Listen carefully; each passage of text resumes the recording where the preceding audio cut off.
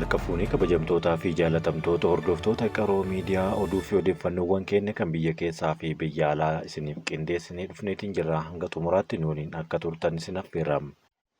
Naannoo Amaaraatti konkolaattota saliixa fe'an irratti dhukaasa banameen konkolaachisaan tokko ajjeefamee konkolaattonni 6 barbadaa'uun himameetiin jira. Oduu biyya alaatiin Tiraamp guutumaa guutuutti deeggarsa Yukureeniif kennu yoo dhiisuun warra Yukureen biratti naasuu guddaa akka uumame himamaatiin jira. Oduu kanneenii fi kanneen biroo qabadhee isiniif dhiyaadheetiin jira. Hanga xumuraatti nu waliin akka turtan asumaan isin affeerraa gara oduu keenya kan guyyaa har'aatiif qabanneetti dabarsina. Naannoo Amaaraatti konkolaattota saliixa fe'an irratti dhukaasa banameen konkolaachisaan tokko yoo ajjeefamu konkolaattonni 6 barbadaa'uun himameera. Naannoo Amaaraa konkolaattota fe'umsaa 15 saliixa fe'anii Gondar irraa gara Bahar Daar imalaa turan irratti dhukaasa banameen konkolaachisaan tokko yoo ajjeefamu konkolaattonni 6 ol saliixa fe'an waliin guutumaa guututti gubachuun barbadaa'uun himameera. Jiraataan nageenya isaatiif jecha maqaan isaa akka hin dhahamne gaafate tokko Addis Istaandard Miidiyaa jedhamutti akka himetti haleellaan kun jimaata darbe gurraandhala 28 bara 2025 akka lakkoofsa faranjootaatti ganama keessam naannoo sa'aatii 3tti naannawaa Xaanaa Gadaam jedhamutti akka raawwate ta'uu himeera. Akka jiraataan kun jedhanitti yeroo sarraayyaa ittisaa biyyaa konkolaattota saliixa fe'anii deemaa turan eegaa akka turanii fi hidhattoonni faannoo gidduutti walitti dhukaasa uumame walqabatee konkolaattonni fe'umsaa hedduun gubachuu isaanii kaasaniiru. Akkasumas dhukaasa kanaan konkolaachisaan tokko yoo ajjeefamu konkolaachiftoonni miidhaman hedduun akka jiranis kan akeekuu fi haa ta'u malee lakkoofsa konkolaachiftoota miidhamanii fi hospitaala kam akka jiran hanga ammaatti wanti addaan bahe akka hin jirre himaniiru. Haleellaan kun jimaata darbe kan raawwatamee fi taateen kun godina Gondar kibbaa fi magaalaa Bahar Daar gidduutti kan argamtu magaalaa Addis Zaman bakka addaa Xaanaa Gadaam jedhamutti kan raawwatamedha. Itti dabaluunis walitti bu'iinsi humnoota mootummaa fi hidhattoota faannoo naannawa isaaniitti socho'an gidduutti gaggeeffamaa jiru irra deddeebi'ee kan mul'atu ta'uu fi kana irraa kan ka'e namootaa fi qabeenyi miidhaan guddaan akka irra ga'aa jiru himaniiru. Konkolaachiftoonnii fi konkolaattonni hedduun achitti kan rakkoon irra gahee fi konkolaachiftoonni yommuu gubatan konkolaataan tokko qofti yoo xiqqaate saliixa kumtaala 400 ol fe'ee kan imalaa ture ta'uunis himama. Gatii amma jiruun yoo xiqqaate saliixni kumtaalli tokko qarshii 14,000tti kan gurguramaa jiruu fi konkolaattota kana hundaan yoo baay'ifame qabeenyi miiliyoonatti lakkaa'amu barbadaa'uunis eerameera. Itti dabaluunis taateen jimaata darbe mudateen konkolaattonni fe'umsaa 6 ol gubachuu isaaniitiin dhimmicha waan baay'ee gaddisiisaa jechuun kan himan jiraataan kun hoogganaan waajjira nageenyaa fi tasgabbii naannoo Amaaraa obbo Dassaaleny Xaasa'uu taatee kana ilaalchisee ibsa kennaniin gurraandhala 28 bara 2025 konkolaattonni saliixa al-ergiif oolu fe'anii qaamolee finxaaleeyyii jedhamaniin akka gubachuu himeera. Konkolaattonni kunneen saliixa fe'uudhaan Gondar irraa gara Bahar Daaritti imalaa osoo jiranii gidduu kanatti kan gubatan. Akka jecha qondaala kanaatti guyyaa kana konkolaattonni 15 imalarraa akka turan ibsuudhaan konkolaattonni 6 qabeenyaa fe'aman waliin ibiddaan akka barbadaa'an eeranii itti dabaluunis raayyaan ittisaa biyyaa dafee bakka balaan itti dhaqqabe kana gahuun qabeenya hafe baraareera jechuunis kaaseera. Namoonni taatee kana raawwatan to'annoo jala oolchuuf hordoffiin taasifamaa akka jirus qondaalli kun dhumarratti kaaseera. Uggurri dhaabbilee siivilii 4 kaafamuu Komishinii Mirga Namoomaa Itiyoophiyaa beeksise. Uggurri abbaa taayitaa dhaabbilee siivilii Itiyoophiyaa ji'oota duram dhaabbilee siivilii 4 irra kaa'ee ture har'a bitootessa 3 bara 2025 kaafamuu Komishinii Mirga Namoomaa Itiyoophiyaa beeksiseera. Dhaabbileen siivilii uggurri irra kaafame kunneen giddugala dagaagina mirgootaa fi dimokiraasii, ogeessota seeraa mirgoota namoomaa fi mana maree mirga namoomaa Itiyoophiyaa fi giddugala falmitoota mirga namoomaa Itiyoophiyaa ta'uun isaanii mirkanaa'eera. Komishinichi abbaa taayitaa dhaabbilee siivilii fi dhaabbilee siivilii ugguraman waliin irra deddeebiidhaan marii taasisuun dhimmichaaf furmaata argachuudhaaf hojjechaa akka ture yaadachiisaniiru.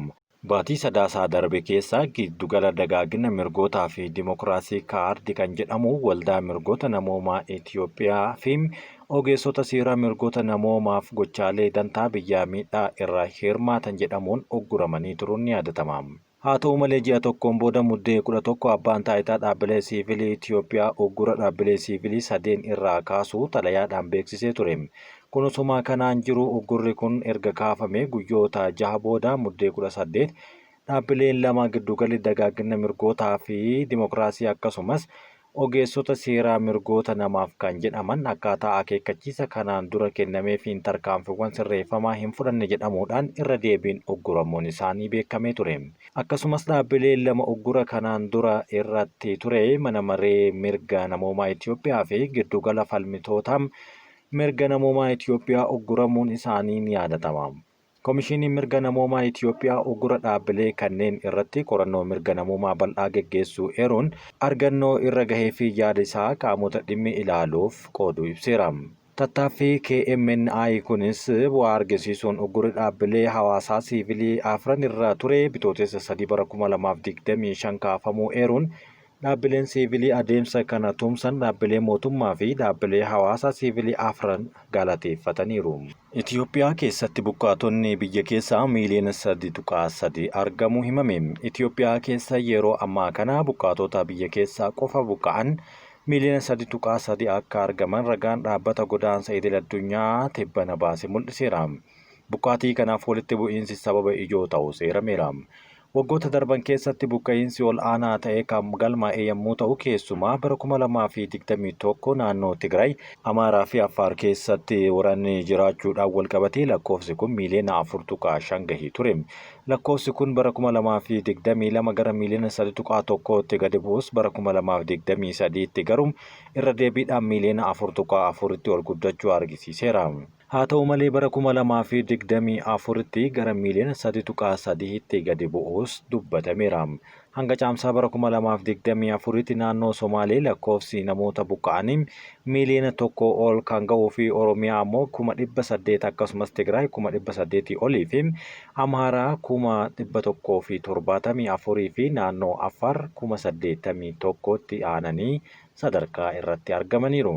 Walitti bu'iinsi sababa buqqa'iinsaa isa ijoo ta'een kan jiru yommuu ta'u buqqaatota waliigalaa keessaa dhibbantaa 69 sababa kanaan kan buqqa'anidha.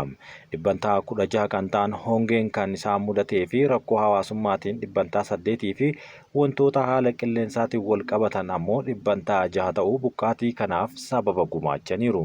Eegdonni daangaa Saawud Arabiyaa godaantota Itoophiyaa dhibbaan lakkaa'aman ajjeesuun himame. Eegdonni daangaa Saawud Arabiyaa godaantota Itoophiyaa bara 2019 hanga bara 2024 gidduutti karaa Yamaniin daangaa biyyattii ce'uudhaaf yaalan dhibbaan lakkaa'aman ajjeesuu isaanii ragaan The Guardian walitti qabee fi argannoo Human Rights Watch baase ammoo waliin mul'isaniiru.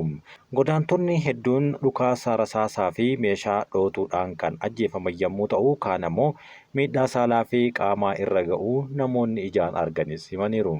Baqataan lammii Itoophiyaa bara 2022 imalaaf yaalee godhe tokko akka himetti isa cinaa namoonni 3 yeroo du'an kan argee fi namoonni Saawud Arabiyaa keessatti haaluma salphaa ta'een akka ajjeefaman himeera. Saawud Arabiyaatti rasaasaan miilli koo tokko miidhameera kan jedhu namni kun naannoo kanatti namoonni madaa'anii fi du'an lakkoofsayyuu akka hin qabne himeera. Haaluma wal fakkaatuun gabaasni Human Rights Watch hagayya bara 2023 maxxanse akka agarsiisutti humnoonni Saawud Arabiyaa bitootessa bara 2022 hanga waxabajjii 2023 gidduutti baqattootaa fi koolugaltoota Itoophiyaa dhibbaan lakkaa'aman ajjeesuu isaanii himeera. Dhaabbatichi ajjeechaa kana yakka namoomaa jechuunis ibseera. Saawud Arabiyaa keessatti lammiilee Itoophiyaa 750 ol akka argaman yommuu himamu biyyattiin waggoota dhihoo asitti godaantota sanada seeraa qabeessaa hin qabne to'annoo jala oolchuu fi biyya ari'uuf duula cimaa gaggeessaa jirti. Baqattoonni imala ulfaataa kana filatan irra caalaan isaanii hiyyummaa, waldhabdee fi rakkoo jijjiirama qilleensaa Itoophiyaa keessatti mudatan jalaa baqachuudhaaf akka ta'e kan himamuu fi lakkoofsi lammiilee Itoophiyaa karaa kanaan godaanan bara 2022 hanga 23tti dhibbantaa 32 oliin dabaluun 960 ol gahuu isaanii dhaabbanni mootummoota gamtoomanii gabaasisaa keessatti eeree jira. Oduu biraatiin paartiin federaalawaa Somaalee malaammaltummaa naannichaatti babal'ate itti gaafatamummaan akka mirkanaa'u gaafate. Paartiin federaalawaa Somaalee naannicha keessatti malaammaltummaa babal'achuu kufaatii bulchiinsaa pirojektoota bu'uuraalee misoomaa hin xumuramne tajaajila bu'uuraa hin argannee fi qaala'insa jireenyaa jiraachuu eeruun itti gaafatamummaan akka mirkanaa'us gaafateera. Ibsa bal'aa paartichi kenne akka agarsiisutti hooggantoota biiroo fi qondaala faayinaansii irraa kaasee hanga hooggantoota sadarkaa ol aanaatti bifa hirmaachisee maallaqni guddaan misoomaaf ramadame faayidaa hin malleef ooluu yookaan maallaqni eessa akka gahe akka hin beekamne simeera. Maallaqni uummataa caalbaasii dorgommii hin qabne baasii ol ka'aa fi malaammaltummaa ifatti raawwatameen akka bade kan himanii fi kunis itti gaafatamummaa hojiirra oolchuuf rakkisaa akka ta'e kaasaniiru. Paartichi pirojektoota dhaabbatan hedduu akeekuudhaan isaan keessaa pirojektii bishaanii Qabri Dahar keessatti akka hojjetamuuf birrii miiliyoona 520 ramadamus pirojektichi hojiirra osoo hin oolle hafeera jechuun kaaseera. Maallaqni gama bulchiinsa magaalaa Jijjigaaf ramadames eessaa akka bu'e kan hin beekamne ta'uu paartiin kun ibsa baase keessatti eereera. Akkasumas pirojektii dhiheessii bishaanii Jijjigaa bara 2017 hanga bara 2025 waggaa 8 ture gidduutti karoorfame birrii biiliyoona 1.36 bahe hanga ammaatti xumuramuu dhabuun jiraattonni daldaltoota bishaan baarmeelaa tokko hanga birrii 150tiin gurguraa akka jiranis himeera.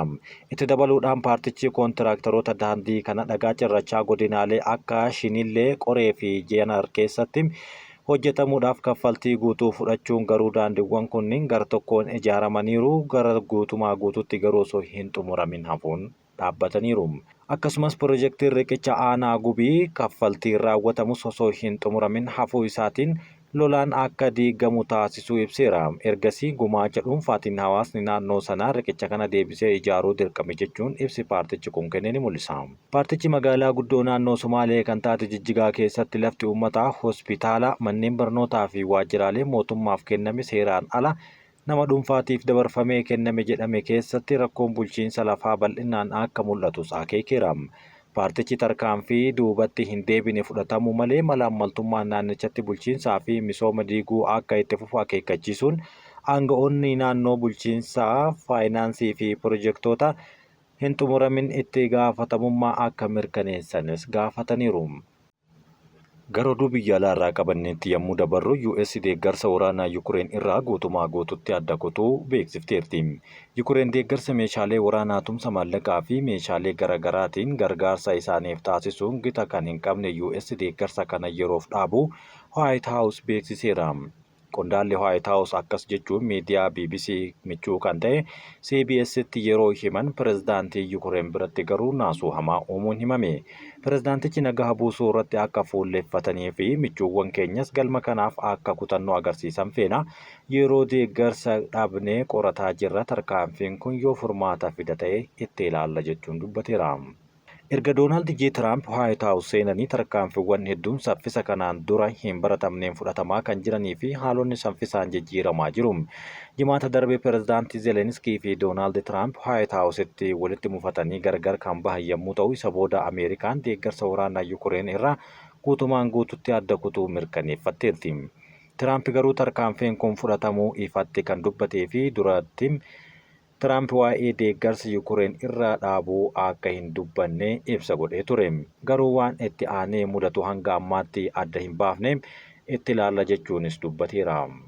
Kun osuma kanaan jiru Ameerikaan deeggarsa dhaabutti Yukureen keessatti naasuu fi muufii hamaa geggeessamaa akka jiru dhagahame. Ameerikaan deeggarsa waraanaa Yukureeniif taasisu adda kutuu isheetii Yukureen keessatti naasuun hamaan uumameera. Miseensi paarlaamaa Oleksii kan jedhamu kuni balaa guddaadha akka kana ta'uuf deemaa hin turre jechuun sodaa qabu himeera. Itti dabaluunis Yukureen harka kennachuuf miti nagahaaf loluu qabdi jechuunis yaada jajjabeessu dubbateera. Miseensi paarlaamaa kun murtee Ameerikaa ittisa keenyaaf caba guddaadha jechuun kan dubbatee fi gaazexeessaa Taaraas Buraak jedhamu Tiraamp bakka bu'aa Raashiyaatii waa'ee fooyya'insa hariiroo maal dubbataa jira jechuun garuu gaafii gaafateera. Chaayinaa fi Kanaadaan qaraxa Tiraamp irratti haaloo bahuun dhagahame.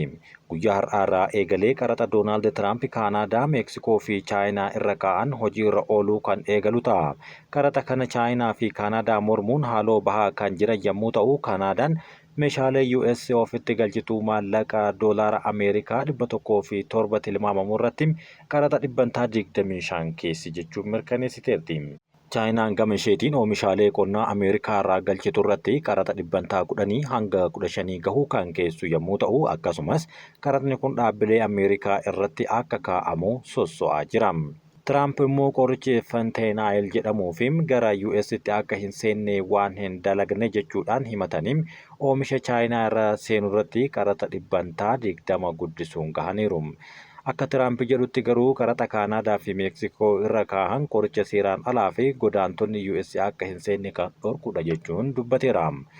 Ogeeyyiin akka jedhanitti garuu murtee kanaan wal qabatee lammiileen Ameerikaa oomishtoota muraasa irratti daballiin gatii isaan mudachaa akka jirus dubbataniiru.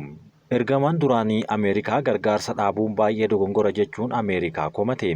Bulchiinsa Biil Kilintan jalatti Yukureenitti ambaasaaddara Ameerikaa ta'uun kan muudamanii hojjechaa turan Steven Pifer murtoon gargaarsa dhaabuu kun bakka tokko qabatamaan dirree waraanaa irratti dhiibbaa waan qabaatuuf baay'ee dogongora jechuuf Ameerikaa warra bulchaa jiran qeeqeera. Pifer akkas jechuun kan dubbate sun anaaf gaafii guddaadha. Kana jechuun ko Pireezidaantii Tiraamp yoo itti fayyadamuu barbaadan Raashaa irratti olaantummaa guddaa qabu jechuun kaaseera.